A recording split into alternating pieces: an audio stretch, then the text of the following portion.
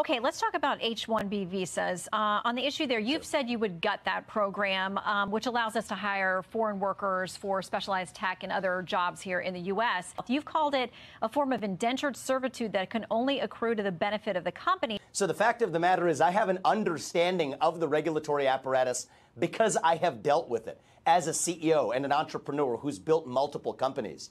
What I think is we need to replace the H1B lottery system. That's what people need to appreciate. It's a lottery. Why on earth would you use a lottery when you could just use meritocratic admission instead? Restore merit. There's also lobbying-based provisions where companies who sponsor somebody, that H1B immigrant cannot work for a different company unless they actually have a whole bureaucratic process to go through. We have to gut that system, restore meritocratic immigration, which is skills, not just tech skills, but all kinds of skills to match the needs we have in this country, but also civic commitments to this country. Take the citizenship test on the back end. I say move it to the front end, even to get a visa.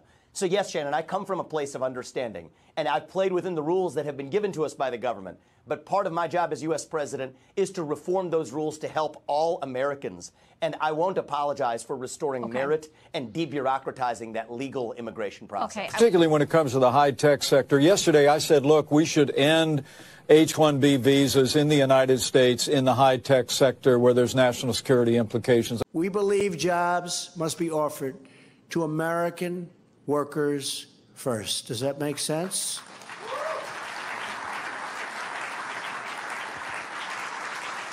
Right now, widespread abuse in our immigration system is allowing American workers of all backgrounds to be replaced by workers brought in from other countries to fill the same job for sometimes less pay. This will stop.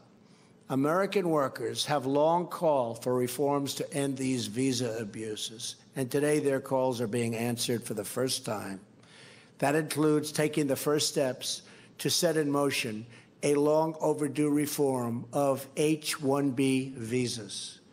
Right now, H-1B visas are awarded in a totally random lottery, and that's wrong. Instead, they should be given to the most skilled and highest paid applicants, and they should never, ever be used to replace Americans.